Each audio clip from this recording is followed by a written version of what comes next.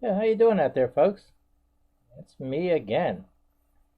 Yeah, this is the Invisible Man versus Merrick Bank and the Robot, Part 25. Like I always say, in all these videos I've been making, they're close together. If you've seen one of them, you don't say you've seen them all. But since I changed the format a little bit recently, I'm putting a song in front of it. So you could, if you haven't heard the song, you could listen to the song.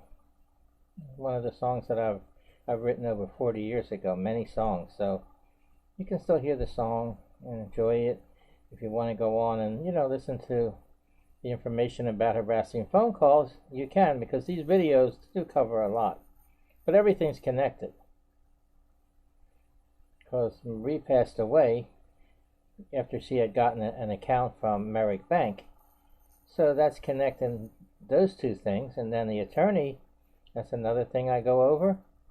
And about credit cards and debt collectors and all these things that I cover in these videos. But they're connected. So the song I'm going to put on now is The Spirit in Every Man. I don't know how I came up with that title. It was something I thought about. I was writing it down, and I was saying we all have a spirit, inside us all. So I started with it, just a few lyrics, and then I started how, we're born, and then we try to get jobs and work and all. And I put it all together, And this is what I came up with. So I sent the lyrics to George Liberace in California. I mean, that name's familiar to a lot of people. He's the brother of Liberace, the famous pianist. But that was back in the day. So this company seems reputable. I was glad I had gotten them and all, to do the work. I had gotten others. Oh, I sent it. Once you start sending that out, you start getting notifications from different companies, that they turn a poem into a song. And I used to send it out. To a lot of them. I have a lot of my songs done in different music, different companies. But a lot of them, they were song sharks. They call them song sharks because all they want to do is get their teeth in your wallet, to get your money. They use the same music for every song. So they didn't care about getting you a hit, we'll say, I wasn't really concerned about that. I did it for the fun of it. It was like a hobby. And I like, words. I was what you call a wordsmith, as you might call it. And I used to do it for this. Like I said, I even took singing lessons, at the time, right around the same time I was doing everything. At the same time period I was working and all, writing the song, taking singing lessons, going to broadcasting school, all these things. But it just wasn't, something I want to have a career with. So that's the reason why I have all these songs from back in the day, because after I met Marie, then all that stopped, a little bit, not too much after that. But she always encouraged me with the songs. She's always saying, oh, you said you could write a song about anything. And I said, yeah, give me a title. I probably can if I think it out long enough. And she was surprised because a lot of times we discuss things and she gave me a title and said, you know what, can you do it? I said, yeah. That didn't seem to be a problem, But I still have all these songs. And now I'm decided it's a good way for me to, to do this harassing phone calls and also tie in my songs a little bit, because I had put that back on the back burner again, these songs. Okay, so The Spirit in Every Man. Listen to the lyrics. And it's by music by George Liberace. I want to see how it's going to come out now. Got to set this up.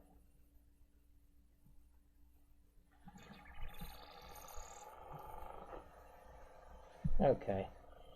Should.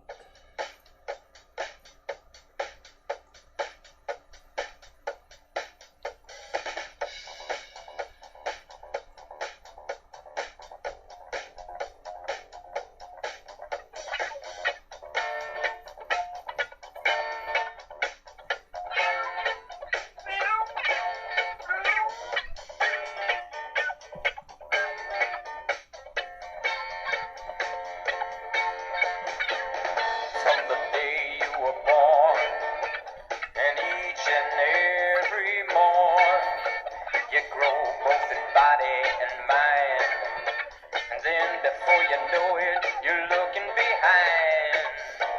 The spirit in every man is what makes him try as hard as he can.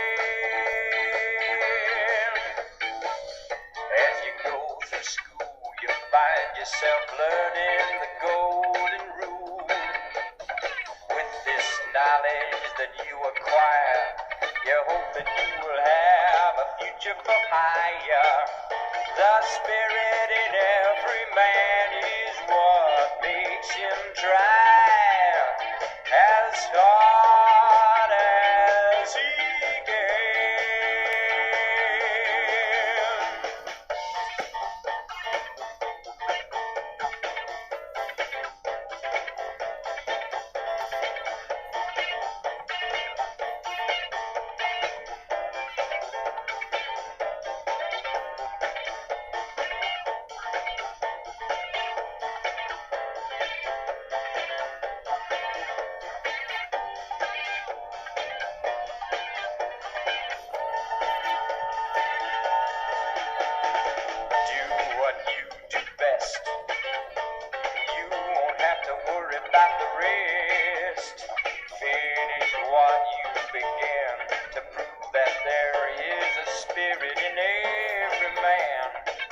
Inside us all there is that little something that makes us tick. It lets us decide what we want to pick. That's the spirit in every man that makes him try as hard as he can. On the outside are different, we all appear. On the inside we keep what is dear. Even when things look bleak, you should continue on, because success comes to the strong, not weak. The spirit in every man is what makes him try as hard as he can. After you have achieved your goal, now you know that you could win any poll, because of the spirit in every man. The spirit in every man is what makes him try as hard as he can. From the day you were born, each and every morn, you grow both in body and mind. Then before you know it, you're looking behind.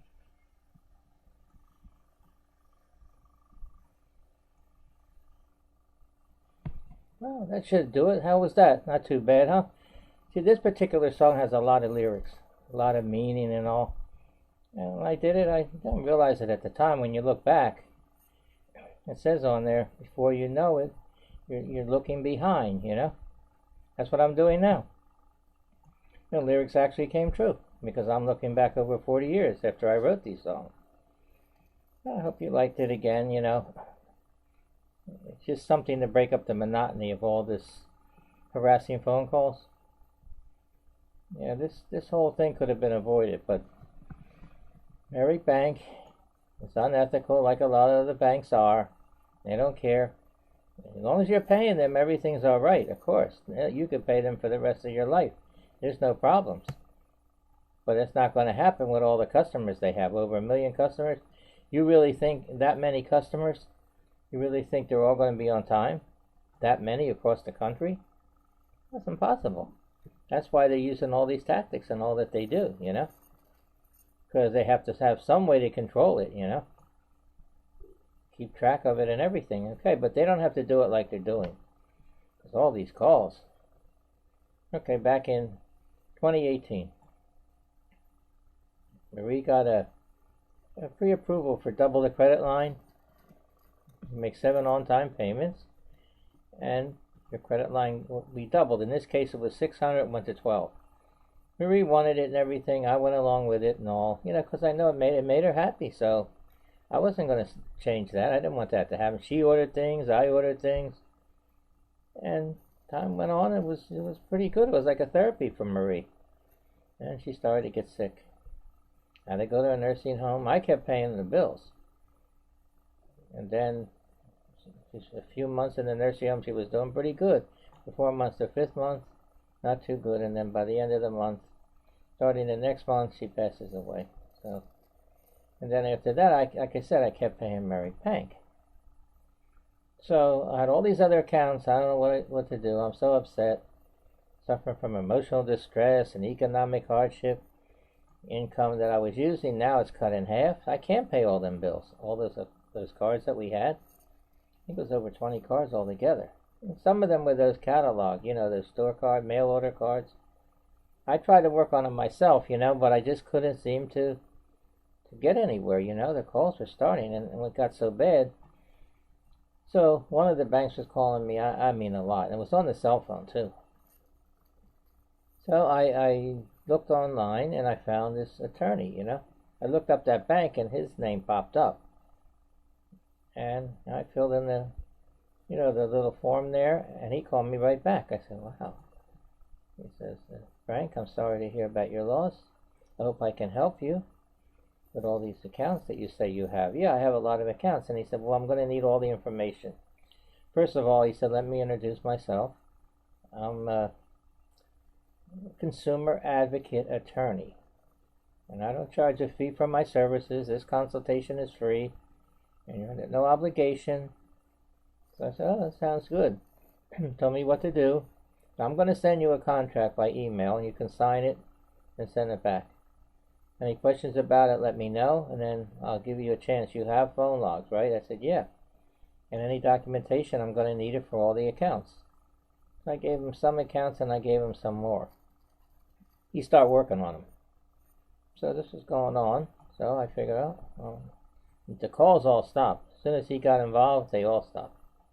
Wasn't getting any calls at all. So a few months passed. That was okay. Everything was quiet. And I couldn't pay Merrick Bank. Here we go. And the call started. I knew it was going to happen after the first month or so. Once I saw the late fee on the, on the bill, on the statement, that late fee, I have a question about that late fee. Well, if the due date's the 15th of the month, and they got the payment on the 16th, it's late, huh? It's got to be by the due date. Even though the closing date was the 22nd, you'll get your bill and say, well, there's the payment, and there's a late fee. How come I got a late fee? Before, I think it used to be years ago, that as long as you got the payment in by the closing date, there was no late fee. So there's another thing, but in this case, it was late, because I didn't make any payments. I stopped the payment. I just wanted to bring that up. Okay, so call started on the landline and the cell phone. This is in November 2019. I kept track of it, having the phone log. I always keep saying that's very important to have that, So I waited about 2 weeks. I figured, I see how many calls. This is getting up there now, So I called the lawyer. See, I already had an attorney. Of course, I have a relationship with him already, because he had all those other accounts. I told him Merrick Bank. He said, Merrick Bank, that's one of the ones I deal with the most. And he said, well, you know what to do. You know the drill. Email me all that call list and all. It was like when I contacted him, the calls hadn't stopped yet. There was a few more after I called him. But as soon as I called him and gave him the information and all, the cell phone call stopped first. A couple of days later, then the landline. So everything was quiet. I said, well, let him work on it. He put litigation in and all against Merrick Bank for making those calls, harassing me, using the auto dialer, and calling me about somebody else's bill. Because me and Marie both have different names, and it's her account, not mine. I'm an authorized user. So that all took place. And let's say a month and a half passes, and what do you think happens? The calls start again from Merrick Bank, right? Like the 2nd of January. Oh, no. I know once they start, I was wondering what happened. I let it go again, but it was no calls on the cell phone, just the landline. I said, okay, I'll keep track again. I'll start another page or whatever, the way I was doing it.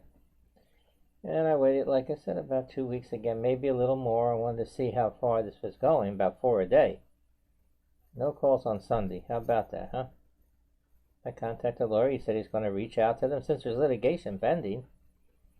And then I waited another week or so, and then I contacted him again. He says, Frank, we're going to make him stop. Because he's got other lawyers working on it, too. Told me he contacts them every 2 weeks. So I guess maybe it was in between. He wanted to wait and tell them that the calls, you know. Why am I getting the calls when he's got litigation in? You know, and I'm going to be reading this cardholder agreement about all those, about what it says in there. I'm going to try to do it. I've done it before. I'm going to try to do it in this video. So maybe I'll do it now. Let me see. I'm going to have to take off these glasses because I won't be able to read it. Okay, put them over there. Now I took this agreement, this cardholder agreement. You know, it's like, I think it's 4 pages, and there's like 4 columns on each page.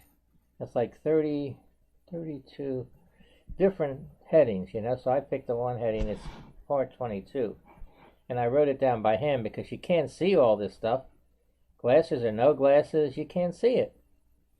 So I'm going to try to go over it. Now, I did handwrite it, so I hope I can read my writing here. I've done this before. Okay, let's see what it says here. I'll try to.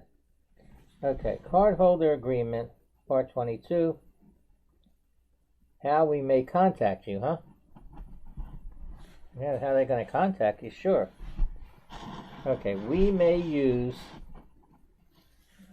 auto-dialing text message systems. I guess that's a robot, huh? And electronic mail to provide messages to you about scheduled payments. Now, I guess the scheduled payments means when you're late, huh? They don't say when you're late they're going to start calling. Any missed payments? Because missed payments, there we go. And other important information regarding this agreement. So they could call about the agreement. Or your relationship with us.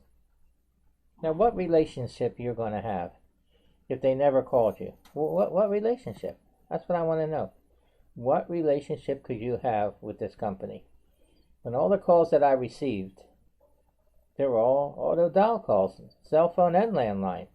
Not one person called about the account. So that's why I'm reading this, you know. Again, I may notice something I didn't notice before, so I decided if I'm going to read it, I may as well do it on camera here. Okay, now, let's see, where was I? You consent to our contacting you using those means. What's those means? The auto dollar. It's partial consideration for our willingness to extend credit to you. So what are they saying? Not going to extend credit if you don't agree? I'm not going to agree to these calls. You're not going to extend credit? Oh, well, then don't extend it then. But the telephone messages may be played by a machine automatically. Well, they didn't leave no messages. Not when they call me on at both times that they call me. It says it may be played machine automatically. That means they're the robot. When the telephone is answered, so if I picked it up, there could be a recording. When I pick it up, nobody's there. And when the answer machine picks it up, nobody's there. So that's not right either. And it says when the telephone is answered, whether answered by you or someone else. I guess they don't care. They're not going to know. How are they going to know who answered the phone? These messages may also be recorded by your answering machine. Well, how could they stop that anyway? Sure, I know I have my answering machine on, but there's no messages. So how could I record it if there's no messages? I had it on because I wanted to stop the calls. You know, from ringing, you know, because I figured that'll at least, there'll only be a couple of rings and then the answer machine will pick it up. Okay, so back to this now. Okay, where was I at? Okay. These messages may also be recorded by your answer machine. I know that. What do you have an answer machine on for anyway? You give us your permission to call or send a text message to any telephone number you have given us or you give us in the future, and to play pre-recorded messages or send text messages with information about the agreement over the phone. You also give us permission to communicate, another page, such information to you by email. I did get emails. You understand that when you receive such calls, and read my writing, or emails, you may incur a charge from the company that provides you with telecommunications. There's a big word. Wireless and or internet services. You agree that we may not be liable to you for any fees, inconvenience, annoyance, or loss of privacy in connection with such calls, texts, or emails. Now look at that. See what they're saying there? I didn't get this the first time. That they're not going to be liable to you for any fees, inconvenience, annoyance. Look at that. Annoyance or loss of privacy. Well, what is the loss of privacy? Calling like that, huh? In connection with such calls, texts, or emails. So they're saying it right there. That you're going to agree here that they won't be held liable. They're not liable for the calls. That's if they made the calls reasonable, not harassing. Okay? You understand that anyone with access to your telephone or email account may listen to or read the emails, notwithstanding our efforts to only communicate with you. So they don't care if anybody reads the emails, I guess. There are not too many emails. What about the calls? Ringing, ringing, ringing. If a telephone number or numbers you have provided to us changes, or if you cease to be the owner, subscriber, or primary user of such telephone number or numbers, you agree to immediately to give us notice of such facts, so we may update our records. You agree that we may refuse to authorize purchases or cash advances or close your account if we are unable or unauthorized to contact you by telephone. Now, see what they're saying there? They want to contact you by telephone, and if they can't, look at that. They could close your account. In other words, you might want to go buy something and you know you have credit and you won't be able to get it. Because if they find out you have a different phone number, I don't know how they're going to find out that easily. Because if they called, and the numbers they have, and I say I changed the landline. And it's a recording saying this number is disconnected. Now, when the robot dials it, it picks it up, right? So how are they going to know that it's disconnected? Because the robot's not listening to the recording, are they? Unless there's a way they can detect it. There may be a signal. They can tell that it's disconnected. It's possible, Okay, but now, next part. See, there's a lot here, but this was in fine print. And I wrote it by hand, and it took me a few pages here. If you do not wish for us to use some particular manner of contacting you, you must notify us. So if I call them and say, look, I don't want you to contact me by phone, okay? Make sure you make a note of that. You can contact me by mail. I'd rather do all correspondence with you by mail. I guess a particular manner of contacting. We are required by law. Look at that. They're required by law. They're required by law not to harass you. Does that stop them from harassing you? We are required by law to send you billing statements even if you request that we stop doing so. Okay, now the billing statements. The last statement I have, it says go paperless. Now, if you go paperless, they're not going to be sending you billing statements. I mean, they could do it by email and send you the statement. It doesn't say that. So they're abiding by that law, huh? I know I had paperless from a few accounts that I had. I just let it go. I figured it's less bills and less stuff to have. And they would give me a notice on the email, and they'd say your payment is due. And then you could view the statement. See, look at that. They're required by law, huh? Yeah, they're required by law not to harass you. They're worrying about the billing statements, huh? Now, here we go, the next part. If you advise us that you are represented by an attorney, you must provide the attorney's name, address, and telephone number. Now, if I call them and I provide them with that information. Well, I didn't call them and provide them with that information.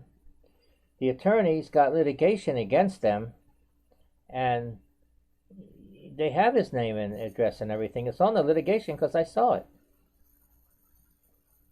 Okay, so it says, okay, if you do not provide the attorney's contact information,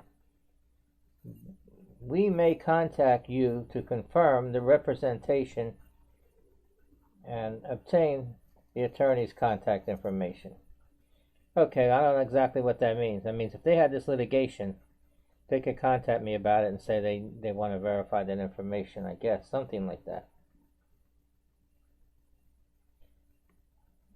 We may contact you to confirm the representation and obtain the attorney's contact information. If the attorney does not confirm to us in writing within 45 days after we contact the attorney. So in other words, if they contact the attorney, he's supposed to respond in 45 days according to this. But it doesn't say if there's litigation in. That can change everything. It doesn't say that. Because I said a month and a half they start calling again. Month and a half. 30 days is considered 1 month, and a half would be 15.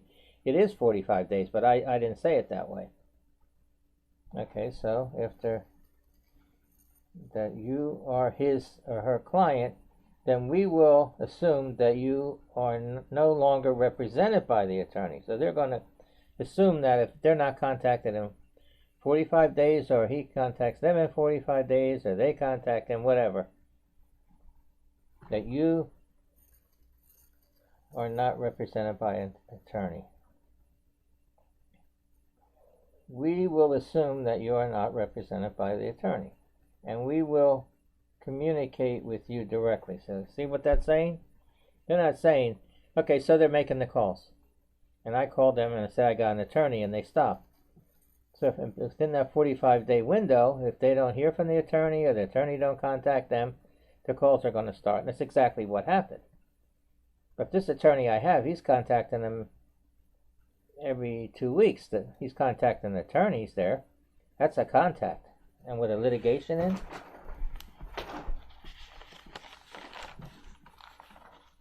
I think this is the, have any more here? This is the last of it. Oh, just this section about them calling. You recognize that there is an established business relationship between you and us. How does this relationship, how is it established, you know? If I called them or they contacted you, over the period of time that we had, Marie had that account, nobody called. The business relationship is because as long as you keep paying, if you don't pay, then the business relationship doesn't exist, right? They're going to call you then. Okay. Contacts with us about your account are not unsolicited and might result in information we obtain from you or others. If you ask us to discuss your account with someone else, now who could be? We could ask them to discuss the account with me, because I'm an authorized user, and I understand these things better than her. If you're asking us to discuss your account with someone else, you must provide us with documents that we ask for and are acceptable to us in our sole discretion, you agree that we may, in our sole discretion, monitor or record telephone calls with you. Okay, I know all about that, because when you call them and there's a recording comes on, when all the numbers they used, you know, when they were harassing me with the phone calls, a recording comes on. Because your call may be monitored for quality assurance. So I know all about that. Their sole discretion, huh? It doesn't matter, regardless of who initiates the call. So if I call them or they call us, but there's no recordings, so this is not correct now. We may, at our discretion, preserve records of written and voice communications with you, but we do not promise to maintain such records for any period of time. Okay, so if they're going to record you, they might keep it for the month or they might not. And as far as the information, then all those calls they made, I had over 60 calls in November 2018. They have a record of that. They should have a record of the calls they made. And the same in January of 2020. There's over 80 calls. Gonna have to take my word for it. Because the burden of proof is on them, and they say they didn't make the calls. If they can prove they didn't make it, they have to show proof. And if they don't maintain the records of those calls, well, that's against them.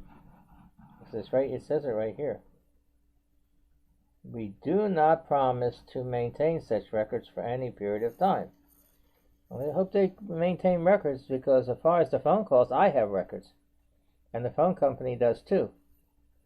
So if they don't have records, this doesn't absolve them from making the calls.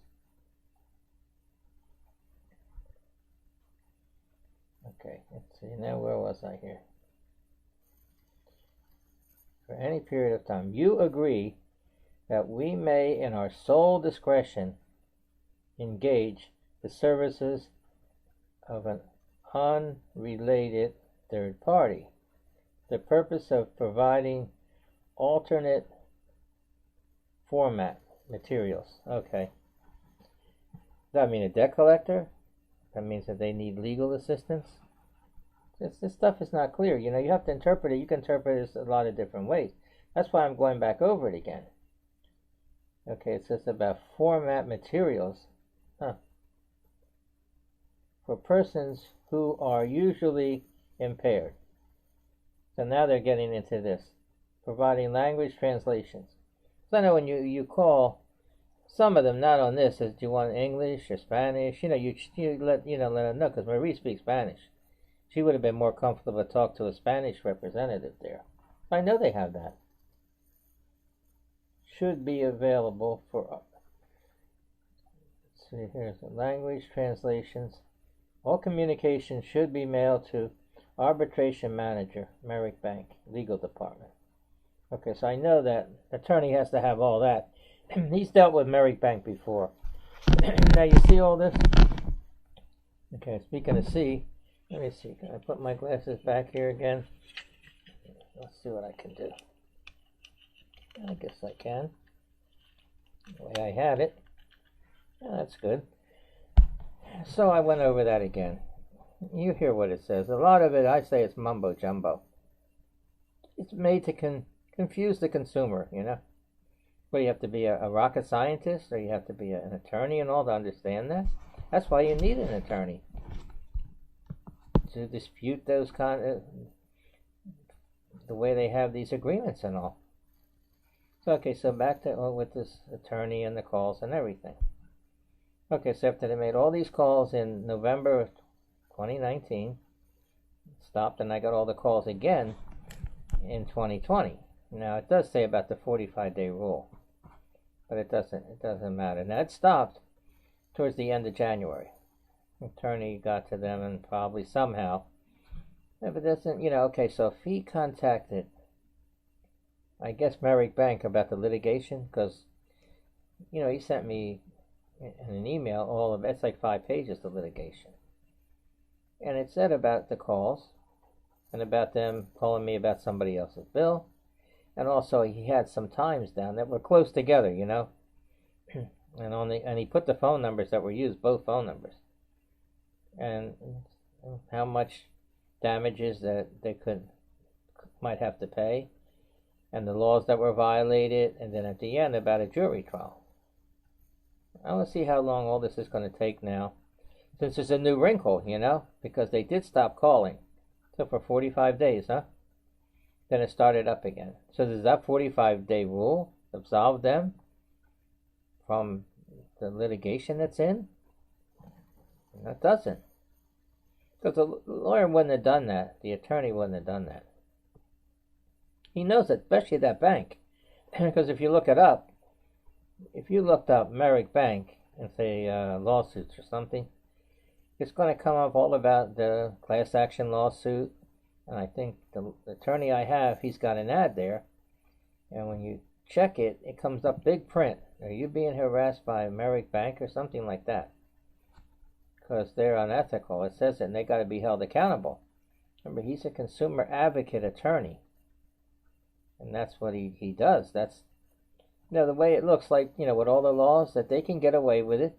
Because these credit card companies and debt collectors, they know that those laws aren't enforceable that much,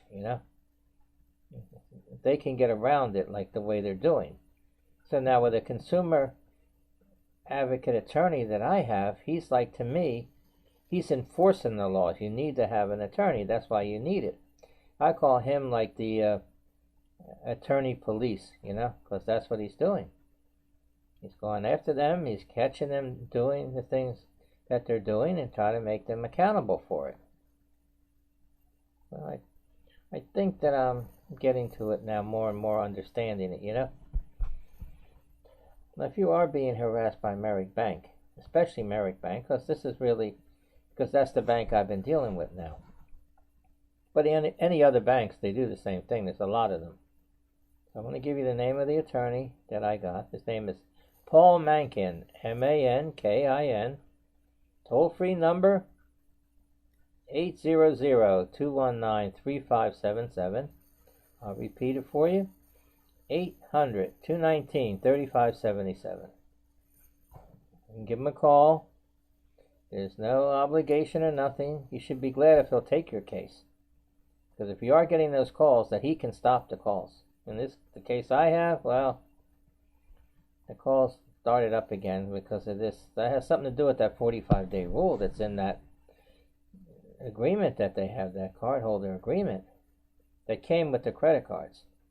It didn't come with the offer. So I'm going to go over some of the things. Now, okay, you do get this attorney, and you give them the information. You need a phone log. I keep saying it. The date, the time, the day, the number they used to call you.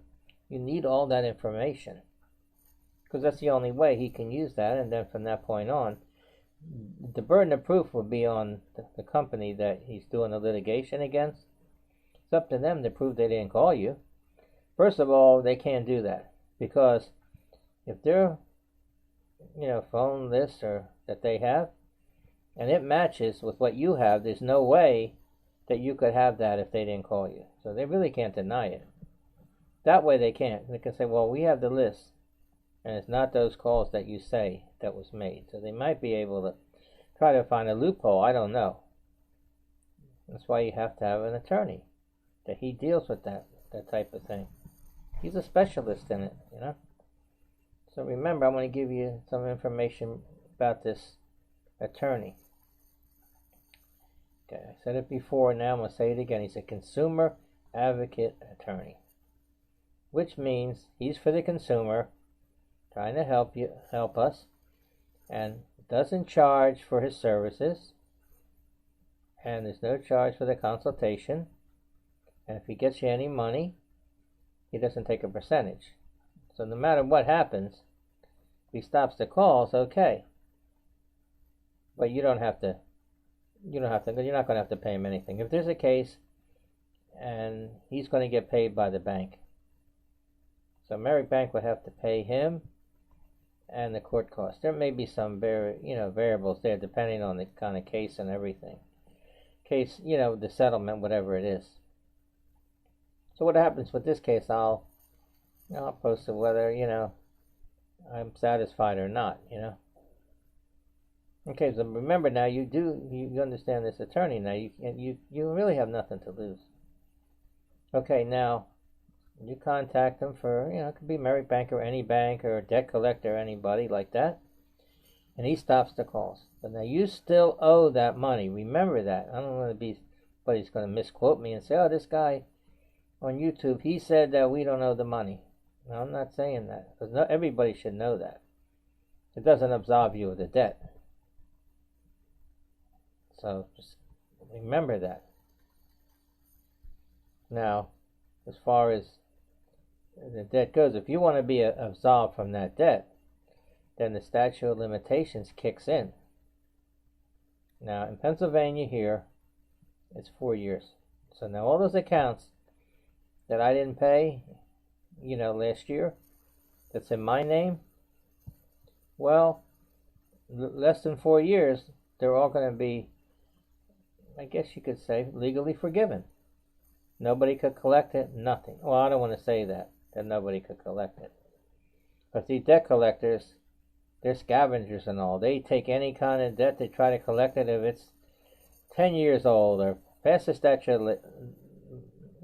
limitations, or it's written off, or somebody passed away and the debt's uncollectible. They go after any of that, and they try to collect it. They buy bundles of debts and all, and they go on to the court records and all and try to find debts that are written off, and they take those debts and they act like you owe them, and they try to collect it.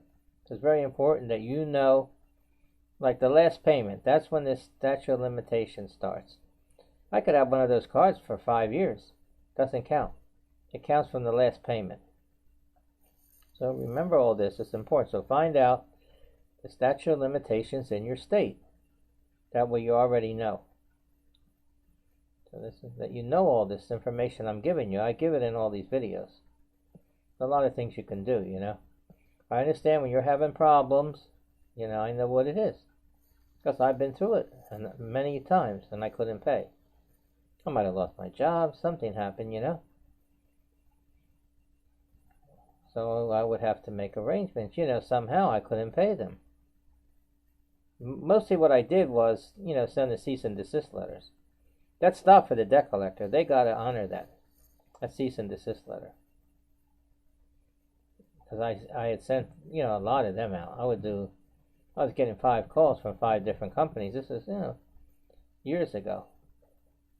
Then I would write them all out. I didn't type it. I just wrote them out. Each one I wrote, going to different companies, so I could write the same thing, like just put to whom it may concern, cease and desist all communications with me. I'm exercising my right under the Federal Debt Collection Practices Act, something like that. You sign it, you date it, you keep a copy, send it certified mail with the return receipt. So once you get that back, they received it. If they try to start calling you again, they can get in a lot of trouble. Again, that's where you need a lawyer. See, me having this lawyer now, I feel comfortable. If anything would happen now, I start getting contacted by debt collectors. But all those accounts that I couldn't pay, well, I guess I can, call him for that or give his information that could stop calling me about those debts. Try to make it all clear. Okay, the phone log, it seems simple enough. I know a lot of people out there, you might be getting these calls and they're bothering you, annoying you. You don't think to write it down. So if you haven't been writing them down, you still can. It's not too late. If you are getting the calls now, as you're, viewing this video, okay, start to set it up. If you have more than one phone number, have a sheet for each phone number. Like I have for Merrick Bank, I had 2 sheets. I put Merrick Bank, cell number, Merrick Bank, landline. And they were calling me 4 times a day. But they were calling on 6 different numbers, but only 1 number every day. So it would be like 4 lines every day to write it down. But I changed it. So every day when they call me, on the 1 line I put the date, the day, and the number they used, and any comments. On the next line, I wrote down the calls. It was a lot easier that way, because you can fit on the next line 6 calls. If it was, you could still go to another line if you had to. This way, they call me 4 times a day, so it was a different number every day, a different day, a different. So I put one line. I already had it written out. Once they start calling, I know it's going to be on the same number, all the calls. Because actually, a lot of times I'm sitting, at home, and I used to just write it down when I saw it on the screen, and just put the time. The next call, just write the time, and then I'm already done with it. I didn't actually have to even go on the phone and try to, figure it all out. So it's important you do that every day. You don't want to let those calls pile up on the phone, because it's going to be a harder time to write them down. So if you haven't been doing it, you still can do it. That's what I'm giving you these pointers for. Now the cell phone's a little bit different, because the number comes up.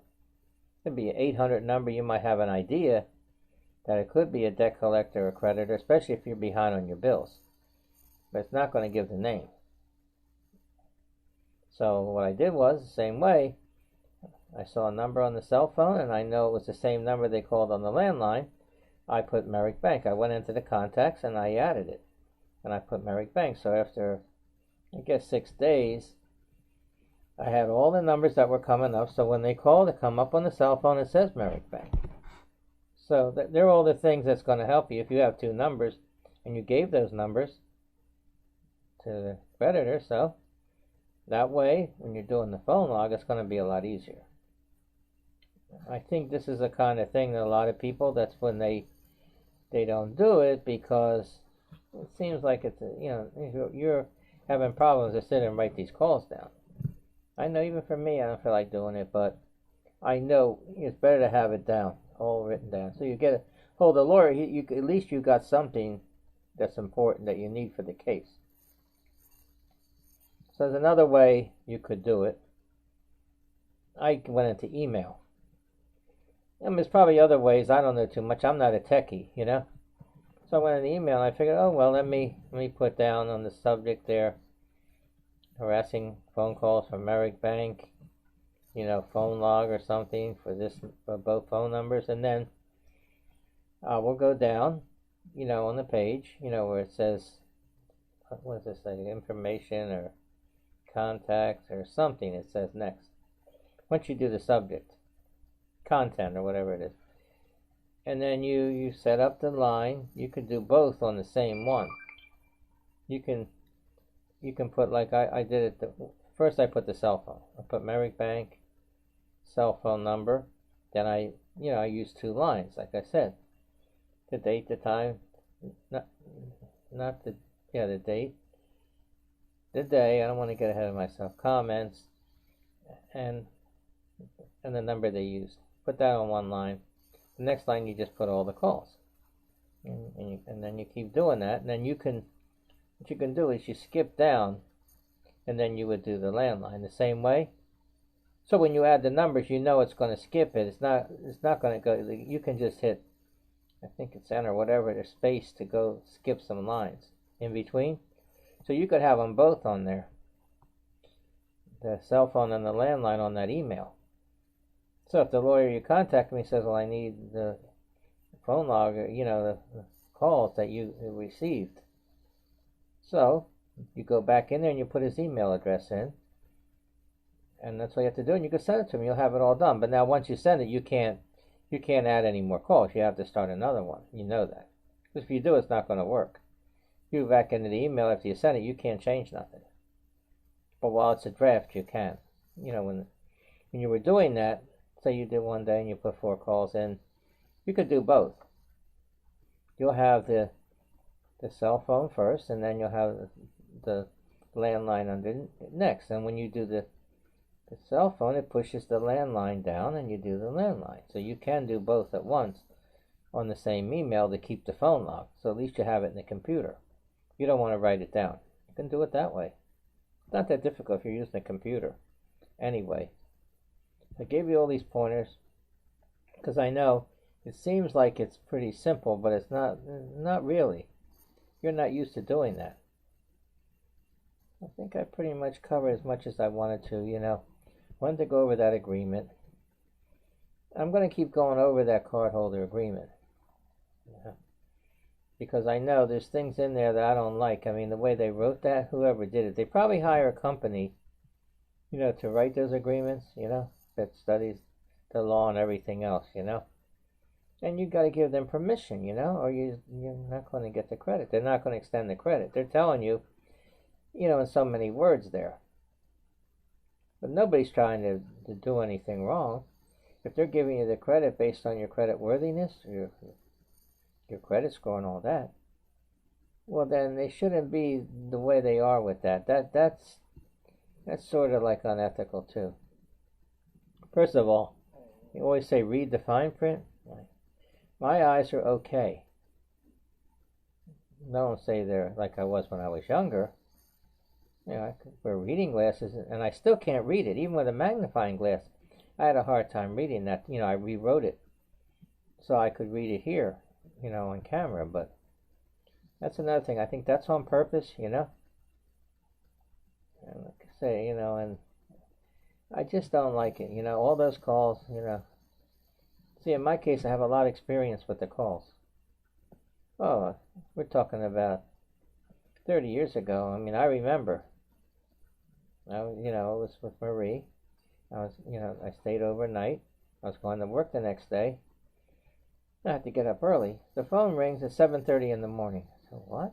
I mean, I thought maybe it was my boss telling me, something happened or he needed me to come stay later. Who knows? I didn't know what it was. It had something on.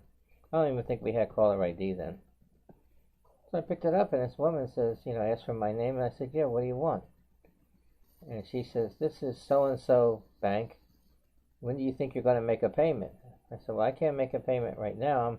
I'm behind on my bills. Well, you owe the debt. You have to pay. We're going to take action against you. I said, well, I can't pay it. And, do I owe you the money? Or do I owe the bank the money? Oh, you owe the bank. I'm in their behalf. I said, okay, that's good for you. But you can't talk to me like that and this early in the morning, 7:30 in the morning. And I just hung up on her, But see, that's how it was then. That's why this came into effect. So I guess too many people were complaining that these creditors and debt collectors are calling them all hours. So they control the hours, Can't call you before 8 a.m. or after 9 p.m. That's how that probably got started. But see, I experienced that from before. So keep track of everything. It's important to know this stuff. Again, a lawyer is very important. And this lawyer that I've been using, oh boy, I'm so happy that he helped me.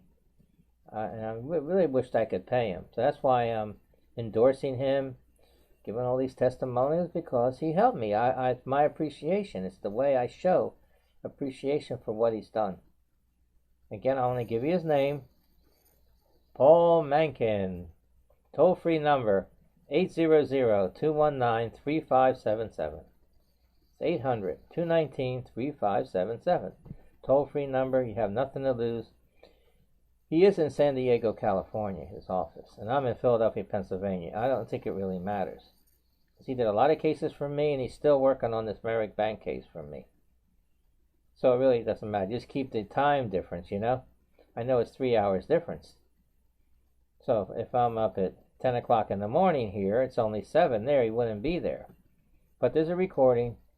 You can leave the message, on the answer machine, and he'll get back to you. So I'm just letting you know all this stuff so you don't get disgusted or anything, You can email him. If you're more comfortable to do that, I'll have his email address in the description. So you can get it from there, and you could maybe type everything out, make a little letter to him and tell him what it is. He'll answer you back by email. If you want to do it that way, maybe some people like to do that. You don't have to talk on the phone and leave messages, and this way you could craft what you want to say, to him, and he'll answer you. You'll have a record of it. So I think that pretty much covers all that. And I don't see anything else I'd like to mention. Okay. All these laws, they're formulated to protect the consumer, but they don't enforce it. Only way I think that they would enforce it, if they get a lot of complaints about the same thing, then they're going to have to go after the creditor or debt collector. then they'll go after it and they'll take a different action. They'll probably get fines and all warnings and all that. But most of the time they don't intervene. So that's why it's important that you have a lawyer. I mean, you can contact the Federal Trade Commission, the Consumer Protection Bureau, the Better Business Bureau, and Attorney General in your state. Now, I contacted the Pennsylvania Attorney General. I did it by mail. I felt like it for a change. I wrote everything down. I gave them copies of the phone log, and I told them about all the calls and everything. And they contacted me back with a letter. I guess it was about maybe 2 weeks or so. And they said that they sent Merrick Bank all the information, that I submitted to them. And they got 21 days to answer them, right? Well, Merrick Bank doesn't have to answer them. That's what it says. They can't make them respond. But, I let them know I have litigation against Merrick Bank already because this is Attorney General. They would send it to another agency, to follow up on it. So this is important to know that now I wouldn't contact the Attorney General, in the state of Utah where Merrick Bank is, because they probably wouldn't. They'd probably laugh at it. They're not going to do nothing. But since it's, I contact the Attorney General here, so they got 21 days. I don't know. I guess in March sometime. They'll probably notify me that they responded or they didn't. But if I have any litigation and the case is settled, then I'll let them know. So I'm doing all these things because I want to make sure that Merrick Bank is held accountable, And that's why. And you can do the same thing with any banks that you have. You can put complaints in. If you're on the computer, like I'm on quite a bit because I'm doing all these recordings and all, and looking up stuff all the time, you can go on the computer for a complaint to Consumer Protection Bureau. Just write it all down and tell them what it's in reference to, calls and all that, what bank and all. They have thousands and thousands of complaints, and they keep it because they use that, They know what different, wherever they file it, if it's under calls, if it's under other complaints. But then you can do that, if you want to. It just helps us all, if everybody does it, like I do as much as I can. Because I've been through this for a long time about these debt collectors and this harassment. I've been doing this a while. As far as I can remember, So the best thing is, if you're having this problem, I keep, posting these videos because I know every time I post it, I'm sure I'm getting to somebody else. Even if it's just one person, I feel I'm doing, I'm doing my job, to inform you, and warn you about it, Of course, if you're paying your bills, you're not going to have a problem. Of course not. I was paying our bills for over 8 years, all of them, all the accounts we both had. And no problems, no calls, nothing. I mean, we had those store accounts, mail order accounts, and all the credit cards that we had, MasterCard, Visa, and all that. We both had them. Paying them all. Sometimes I would pay back and forth a little bit if it seemed like I'm running out, money every month, doing that. But it's a shame at this point in our lives that Marie had to pass away when I had our bills really in good shape. Our credit was starting to finally, hers was a little better than mine because I tried to pay off some of her bills little by little, both, and then, I owed a little bit more than her. So that's what happens, with this credit. It's a shame because of all the years of the problems we had with credit, both of us. I mean, we went bankrupt over 20 years ago. Marie went bankrupt and I went bankrupt. And that goes on your credit report, but the debts, I don't say if it's legally forgiven or not. They're supposed to discard the debts because most of the time you're not going to be able to pay. They're not going to come to the bankruptcy hearing and, to try to say to get some money. They know once you go bankrupt, if you tell that to a creditor that you're going bankrupt, they'll stop calling you. They know that they're not going to get nothing. But sure, they're going to want to know the lawyer and all. So keep it all in mind. I'm just running all this by you to make sure, like as far as your credit goes. I mean, like in this case, calling me like that and I can't pay. I'm already going to be punished because our credit was getting better. Now my credit is ruined. Marie's doesn't matter because she passed away. But now my credit is ruined again. And I'm in my 70s and I'm going to start all over again with this credit. Of course, that's why I was trying to pay them, but I just couldn't. So keep it in mind, the things I told you. I think I pretty much covered everything that I usually do in these videos, you know. I mean, if you were, you know, you can get these debit cards. You've seen them advertised. You know, I don't think they charge. There may be a little fees in there, not too much, you know, where you're using your own money.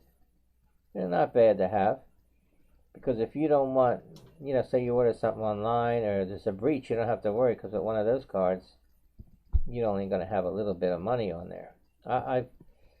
I've mentioned before, I didn't mention it too much.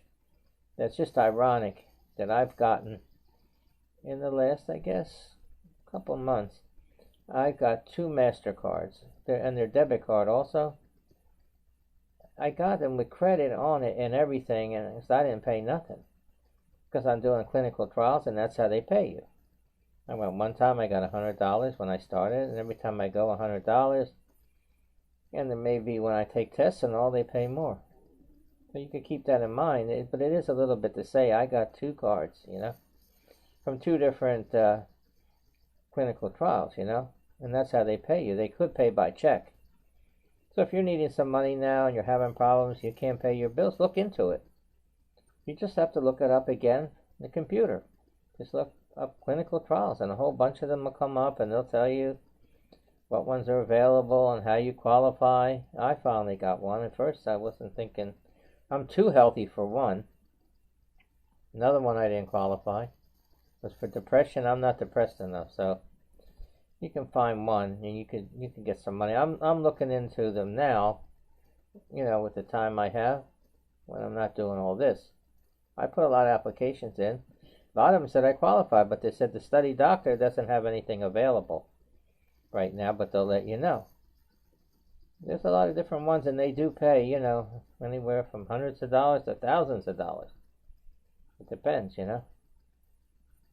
Like, I know certain ones, because I've been talking to people, like when because they take care of the transportation too. The one I have, it's kind of a little bit far from where I live. I think up to 50 miles. Something like that. They send a driver, they pick you up, bring you back. So that part is good. I don't have to worry about getting there or nothing. They pay you with a credit card, and they give it to you right away. I go for a visit there, whatever it is, test, blood work, whatever. As soon as you complete it, the coordinator will tell me, Frank, I uploaded your card, and the money goes in right away, and you got it. That way it's easy for them and easy for you. Now you got extra money. But if you have time to do it, it doesn't require a lot of time. I'm not going to go there every day, maybe even every week. The study I am on now is over like 6 months. So every time I go, I know I'm going to get $100. And maybe for another visit where, like when I got a needle in the knee, and I got blood work, and I got a MRI, an ultrasound, and all that, that day I got $350 for that day. So that was a big help. And just think, I don't have to, there's going to be no statement unless I want it. That you don't have to get a statement. I won't be getting any calls. I won't be no late fees, nothing. I earned that money, and I got it on a credit card. So it just so happens that happened now. You know, I was looking this, into that. You know, there's a lot of clinical trials all over, especially now with this virus, this coronavirus. I think they're setting up clinical trials for that, but it's going to take a few months. I was looking into that. Because I would probably do. I don't know how they set that up. I don't know whether they're injecting you with that virus or what, to see if, and then try different medications to see if how you respond to it. I don't know how they do that testing. I know the one I'm on now, a lot of questionnaire stuff and all. And I know you got to take a urine test, because if you get a dirty urine, you're not going to qualify. That's for sure. So back to this again, and then the one I'm on, they gave me a smartphone. So I have a smartphone, which I'm using it, of course. I could use it to make these videos. If I want to hold it there, have it on video, and just sit there and talk into it. I've done it already. So I got that as a backup phone. It's in the computer. I can look everything up. So every day I punch in the diary every day. And that keeps track of that. That's all I have to do. Nice they gave the smartphone, you know. So every trial will be a little bit different. You can look it up. It's not difficult. I've got a lot of applications in. Because if I found one that's paying a lot of money, and I'm on this one, I had to stay overnight or something for maybe 3 weeks, I could get thousands of dollars for that clinical trial. So I can drop out of the one I'm in. They don't care. They say it's okay. You're not obligated to have to stay through the whole trial. No problem, no hard feelings, nothing. So I might look into all that. So I just wanted to give you that information. It's something to do with credit. Because I know today credit is a big thing. I mean, I know that. Especially if you're starting out and you're trying to build your credit. You know, Merrick Bank and other banks are good for that. They help you that way. But you have to pay them, you know, and if you can't, you know what can happen. And that's a shame that has to be, because Merrick Bank does not have that set up right. They're going to say I'm wrong, of course. They'll say it's not none of my business to say that it's not set up right. To me, if I'm that annoyed and that harassing me, so is a lot of other people, but they just accept it, you know. You don't have to, though. The system they have, like I said it before, it can be improved. Because other banks aren't like that. The bigger banks, I've dealt with them, they don't do that. They call you and you can tell them what's going on. And since this situation I'm in, because Marie passed away as the card holder, and it doesn't seem like they care about any of that. One bank we had, they called me and all about the accounts, because we were both, I'm on hers and she's on mine. And I think it was about a month or so, and then I called them back and I said, I don't know what to do. I'm upset. He passed away. They said, we're sorry for your loss. They gave me condolences and all, you know. And they said, as far as her account goes, I really can't do anything. And if you weren't legally married, like you said, so they knew it, that they can't. Death certificate, I sent them and all. They said, well, her account, we'll take care of it. Don't worry, there's nothing. Even though you're on it, it doesn't mean anything. You're not responsible for that account. So they said that'll be discarded or whatever they do. Your account, you can't pay it. We understand, you know, what happened. Well, we'll continue. We'll suspend it for, like, I think they said 3 months. After 3 months, then if you can pay, we'll correct everything and adjust everything. If not, we'll send it to collection. I said, well, thank you for being so considerate and so compassionate. And they said, thanks for being a good customer, you know. So they appreciate it, you know. And they have it set up right. But this Merrick Bank, that's what they need to do. They got to be more customer friendly. All they really have to do, they have it set up on the computer anyway. You know, so they know when it's late, it triggers it.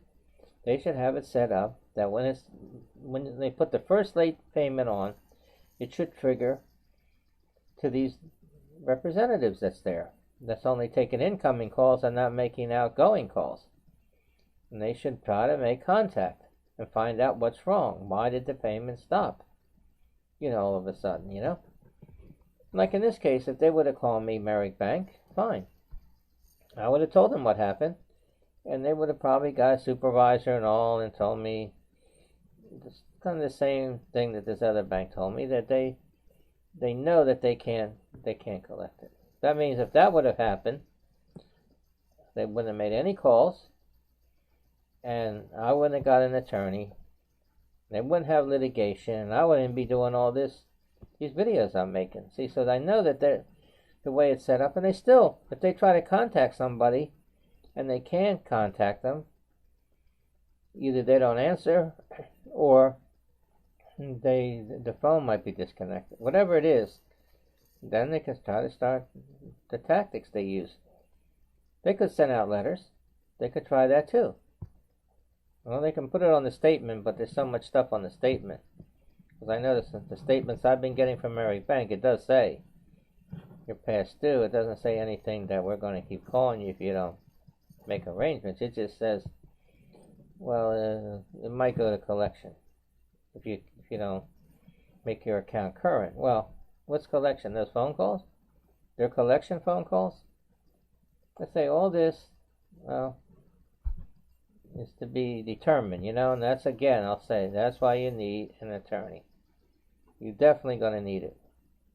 If you want to get your life back and you want to be able to work out your situation, whatever it is, you have a lawyer to back you up. And especially a consumer advocate attorney, you don't have to worry about paying him.